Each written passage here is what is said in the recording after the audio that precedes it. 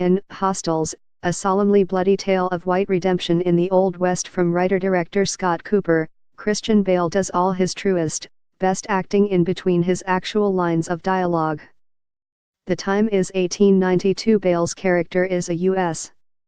Army captain who has seen much slaughter, and has done a vengeful lion's share of killing himself, in the wars against the Native American tribes. Working from material written decades ago by Donald Stewart, Cooper's film follows a redemptive journey north from New Mexico to Montana, as the fiercely bigoted Capt. Joseph Blocker and his men, on orders from President Harrison, escort a long imprisoned and now dying Cheyenne war chief, played by Wes Studi, to his ancestral homeland. There, surrounded by his family, Yellow Hawk hopes to die with some measure of peace on his soul. The hostiles of Cooper's title, of course, refer to various tribes as well as the land-grabbing, government-sanctioned settlers.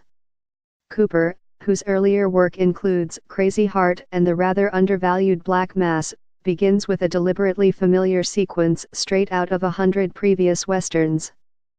A Comanche attack on white settlers leaves 3 children and 1 man dead, a homestead in flames, and a suddenly widowed survivor, Rosalie Cade, played by Rosamund Pike, crazed with grief. Discovered en route to Montana by Blocker and company, Cade joins the men on the trail north.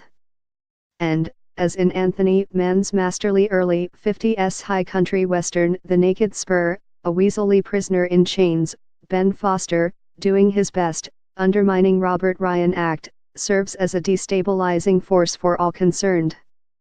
Cooper has reworked this 1980s-era material to suit his own needs, but for better and for worse, Hostiles comes from a halfway point between the early revisionist anti-heroic westerns of the 70s and the gentler, patronizing likes of Dances with Wolves. Cooper structures his script as a steady series of hushed conversations and solemn burials under the big sky. A dozen or more excellent character actors keep things fairly interesting, and the cast includes everyone from the young actor of the moment, Timothy Chalamet, as a marginal member of Blocker's gang, to Rory Cochrane as Blocker's longtime friend, a ruined man with too much blood on his hands. Masanobu Takeyanaga's widescreen cinematography looks lovely in low light as well as sunshine. Max Richter's musical score is more of a mixed blessing, maintaining a mood of spare mourning throughout, to the point of monotony. That's often true of the film itself.